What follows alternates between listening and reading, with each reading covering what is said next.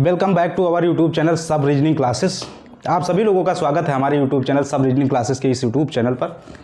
आज हम जो कवर करने वाले हैं रीजनिंग का रीजनिंग में जो कैलेंडर है उस कैलेंडर का जो बेसिक कॉन्सेप्ट है उसकी आज हम नई शुरुआत करने वाले हैं। ये पहला वीडियो हमारा है रीजनिंग का। तो रीजनिंग में आज जो विद्यार्थी जुड़ेंगे जिनको बिल्कुल भी रीजनिंग नहीं आती है उनके लिए ये वीडियो है, क्योंकि बिल्कुल हम पहली सीढ़ी से स्टार्ट करने वाले हैं इस कैलेंडर के बेसिक कॉन्सेप्ट को। बिल्कुल हम जीरो लेवल से चलने वाले हैं। पहले आज थ्योरी बेस समझेंगे, थ्योरी के बाद कुछ क्वेश्चंस होंगे उनको समझेंगे। तो जब थ्योरी समझ लेंगे तो जो प्रश्न हैं उन प्रश्नों को बनाना आपके लिए बहुत ही आसान हो जाएगा। और आप लोगों को हम बता दें कि इसमें जो क्वेश्चंस होते हैं उनको किस लेवल के पूछे जाते हैं। लेवल जो ये होता है, जैसे कोई डेट दी होगी, उसका दिन दिया होगा, डेट और दिन दिया होगा पहले क्वेश्चन में, फिर उसी में पूछ लेगा डेट दी होगी दिन नहीं दिया होगा, ऐसे क्वेश्चंस आ जाते हैं। और डायरेक्ट ये पूछ ले जाता है कि फलाने तारीख को कौन सा दिन है, जैसे 15 अगस्त 1947 को कौन सा दिन है, 26 जनवरी 1950 को कौन सा दिन, ये डायरेक्ट पूछ लिया गया। और जैसे 5 जनवरी को रविवार है और 17 जनवरी को पूछा गया, तो इसमें जैसे 5 जनवरी को रविवार है, इसका दिन दिया, 17 जनवरी को आपको दिन नहीं दिया गया, तो उसका आपको दिन निकालना होगा कि 5 जनवरी को रविवार है तो 17 जनवरी को कौन सा दिन होगा। ऐसे क्वेश्चंस जो हैं हमारे रीजनिंग के बेसिक कॉन्सेप्ट से स्टार्ट होते हैं। तो इसमें हम जो स्टार्ट करने वाले हैं, आपको पहले हम एक चीज़ बता देते हैं। अच्छा, रीजनिंग को हिंदी में तर्क शक्ति परीक्षण कहते हैं और कैलेंडर को हिंदी में हम पंचांग कहते हैं। उसी को स्टार्ट करने वाले हैं। तो पहले हम समझेंगे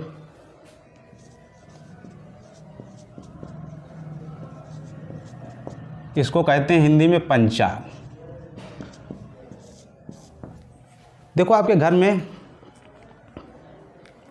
कैलेंडर होता है, लेकिन कैलेंडर जो है आपको परीक्षा में तो ले जाने नहीं दिया जाएगा, इसलिए वहाँ पर आपको अपने आप से निकालना है। तो कुछ ट्रिक और कुछ बेसिक जो है हम यहाँ पर समझने वाले हैं।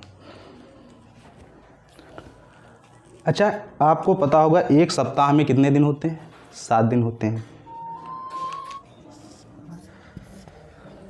हर 7वें दिन जो होता है आपका दिन का जो हो जाता है वो रिपीटेशन हो जाता है।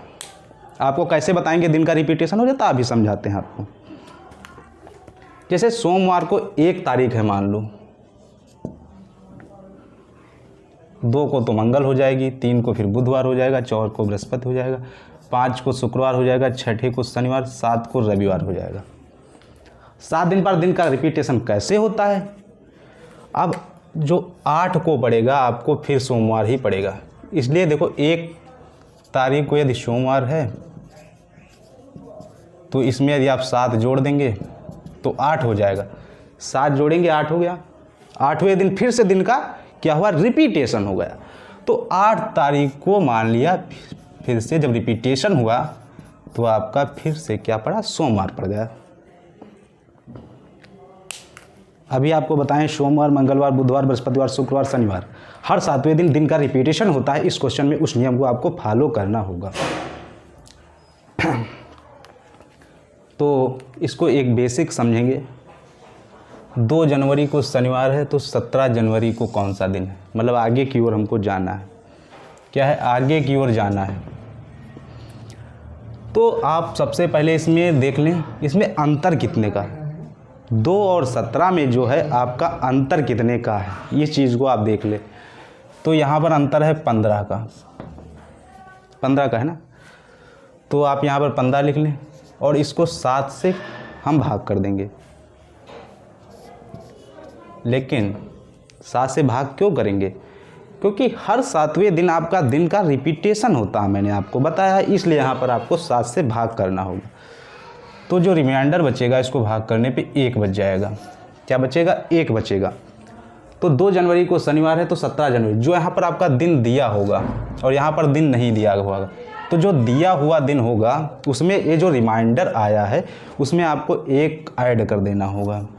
जैसे शनिवार है तो यहाँ पर 1 है, तो आपको इसमें 1 ऐड करके रविवार कर देना होगा। लेकिन ऐड क्यों किया जाता है? क्योंकि 2 जनवरी पीछे पड़ता है 17 जनवरी के, तो इसको हमको आगे की ओर जाना है ना, आगे की ओर। तो आगे हम कब कब जाएंगे, तो प्लस करके ही तो जाएंगे। और जैसे हमको 17 जनवरी का दिया होता और 2 जनवरी का पूछता तो आप माइनस इसमें कर देते, शनिवार में माइनस कर देते तो आप शुक्रवार हो जाता ना। आपको आगे की ओर जाना है तो एक ऐड करके ओर जाएंगे, इसलिए यहाँ पर रविवार हो गया। आपको एक बार फिर से बता देते हैं, 2 जनवरी को शनिवार है, 17 जनवरी का निकालना है आपको। इसमें कितने का डिफरेंट है, 15 का। 15 लिख लें और 7 से भाग कर दे। 7 से भाग क्यों करना है, क्योंकि 7वें दिन का रिपीटेशन होता है। जब इसको हम रिमाइंडर बच जाएगा एक, और जो यहाँ पर शनिवार दिया हुआ है उस शनिवार में एक ऐड कर देंगे तो आपका रविवार हो जाएगा। इस तरीके से हम इस क्वेश्चंस को हल करते हैं। बहुत ही सिंपल है, लेकिन आप तो कहेंगे इसमें 2 जनवरी और 17 जनवरी का अंतर है, इसलिए निकाल लिया, क्योंकि छोटी केवल एक ही महीने में है तो इसलिए निकाल लिया ना। लेकिन आपको बड़े स्टेप भी बताना चाहेंगे। यहाँ पर नेक्स्ट क्वेश्चन है आपके सामने, जो पिछला देखा वही देखा, बस थोड़ा डेट में ज़्यादा फर्क है। उसमें 2 और 17 का 15 का फर्क था, यहाँ पर आपका थोड़ा 23 का फर्क है। आपको थोड़ा बड़ा स्टेप बताते हैं, दिक्कत कोई नहीं, सॉल्व उसी तरीके का होगा। फिर से हमको इसमें क्या करना है, आपको 5 और 28 में अंतर कितना हो जाएगा आपका, 23 का हो जाएगा। बस सीधे 23 यहाँ पर लिख लो, 7 से भाग कर देंगे क्योंकि हर 7वें दिन का रिपीटेशन होता है। रिमाइंडर कितने का बच जाएगा, आपको भाग देने पे 2 का बच जाएगा। 7 त्रिक 21, 2 बच जाएगा। सीधा ये जो दिन दिया हुआ है इस दिन को उठा के यहाँ पे कर दो रविवार, और जो ये रिमाइंडर आ गया है इसमें आप 2 ऐड कर देंगे, सोमवार मंगलवार, आपका आंसर हो जाएगा। कुछ नहीं है इसमें। और आपको थोड़ी और स्टेप बताते हैं, जैसे आपको बहुत जल्दी में निकालना है, जैसे पेपर में, तो आपको हर 7वें दिन का रिपीटेशन होता है ना। तो 5 यहाँ पर है, जैसे 5 7 12, 12 7 19, 19 7 26, 26 को तो रविवार ही पड़ेगा ना। 2 स्टेप बचे हैं ना, रविवार सोमवार मंगलवार। इस तरीके से भी आप आगे की ओर सोच सकते हैं। 5 में 7 ऐड किया, 12, 12 7 19, 19 7 26, ये जितना ऐड करते जाएंगे, अगर पहले है तो वही बढ़ेगा, रविवार ही पड़ेगा। बस जो 2 बचा उसमें से आपको बढ़ा देना है। रविवार में ये 2 जोड़ देंगे, सोमवार मंगलवार, इस तरीके से आपको निकालना होगा। और आप कह रहे होंगे कि 5 मार्च रविवार है तो 28 मार्च, मतलब इसको एक ही महीने का जो स्टेप है इसमें तो निकालना। आप लोग सोच रहे होंगे मन में कि ये तो निकल जाएगा, बहुत सिंपल सा है। अभी जैसे जनवरी से अप्रैल में जाना होगा, जनवरी से दिसंबर में जाना होगा, तो कैसे निकलेगा, आइए हम उसको भी आपको बताने का प्रयास करते हैं। चलिए आइए हम आपको लीप वर्ष और जनरल वर्ष के बारे में भी बता देते हैं। जो लीप वर्ष है और जनरल वर्ष क्या होते हैं, क्योंकि लीप वर्ष और जनरल वर्ष को हम क्यों जानेंगे, क्योंकि जब हम 3-4 महीने के अंतर से आगे बढ़ेंगे, जैसे हमको जनवरी का दिया होगा और हमको अप्रैल का है, अक्टूबर है, नवंबर, दिसंबर, ऐसे जब हम आपको निकालना होगा तो वहाँ पर लीप वर्ष और जनरल वर्ष जब तक नहीं मालूम होगा तब तक आपको बहुत ज़्यादा माथापच्ची करनी होगी। इसलिए लीप वर्ष और जनरल वर्ष के बारे में भी जान लेते हैं।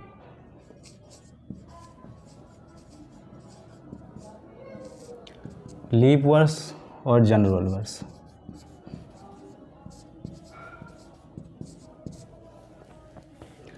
लीप वर्ष में जो फरवरी होती है